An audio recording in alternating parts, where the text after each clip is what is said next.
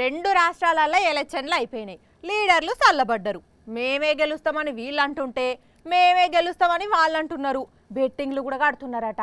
సరే గాని మా రాజేష్ ఏం చేస్తున్నాడో ఏందో చూసొద్దాం పాండ్రి. ఎవరున్నారబ్బా? సంతోష్ భాయ్ ఫోన్ చేయనా, లక్ష్మీకాంత్కి చేయనా? ఫనీ చేస్తే పని అవుతుందా? ఎవరున్నారు, ఎవరు చేస్తే పని అవుతుంది? సెటిల్మెంట్ అయిపోవాలి కదా. ఓ రాజేషు, ఎలక్షన్లు అయిపోయినాయి కదా, ఏం చేస్తున్నావు?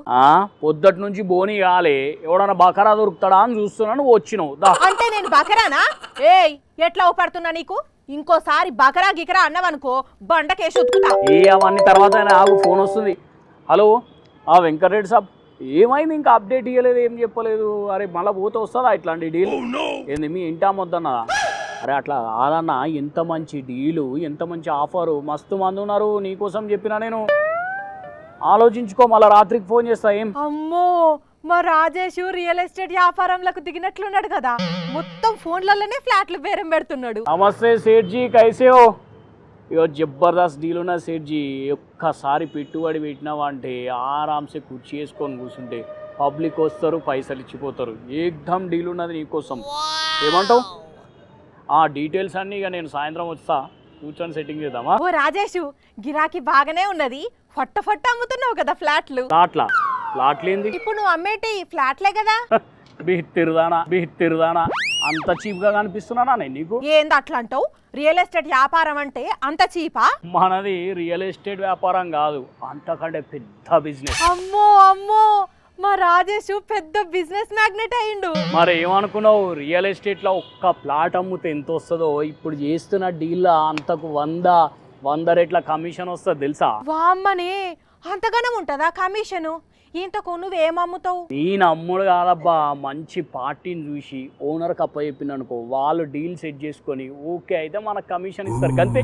మంచిగానే ఉన్నది కానీ అసలు నీ దగ్గర అమ్మకానికి ఏమున్నది? మెట్రోనా? అంటే మెట్రో స్టేషన్ల షాపులు గుత్తబట్టినవా? షాపులు గుత్తబట్టుడు కాదు, గుండు పిన్ను మొఖం దానా. మెట్రో రైళ్లు, మెట్రో స్టేషన్, మెట్రో పట్టాలను మొత్తం గంప గుత్తగా అమ్ముతురట. అవునా? ఎందుకు? ప్యాసింజర్లు ఎక్కుతలేరట, అందుకే అమ్మి పడేస్తామంటున్నారు ఆ కంపెనీ వాళ్ళు. ఓహో, అర్థమైంది. అయితే నువ్వేం చేస్తావు? నేనేం చేస్తానా, ఎవరన్నా మంచి పార్టీ ఉంటే తీసుకుపోయి డీల్ సెట్ చేసింది అనుకో, కమిషన్ వస్తుంది. ఒక్క నిమిషం, పార్టీ అంటే అదికొచ్చింది. హలో సుబ్బనా, మొన్నట్లా ఏమన్నా ఇన్వెస్ట్మెంట్ ప్లాన్స్ ఉంటే చెప్పమన్నావు కదా, అది మెట్రో అమ్ముతురట, మన హైదరాబాద్ మెట్రో. ఏమన్నా తీసుకుంటావా అనే? హైదరాబాద్ మెట్రోనే.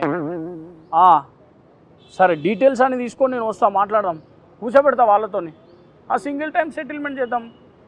ఓకే, వస్తున్నా. ఓ ఇక జాల్తి, చూస్తే చిన్నపిల్లలను ఎత్తుకపోయేటోని లెక్క నువ్వు మెట్రో డీల్ సెట్ చేస్తావా?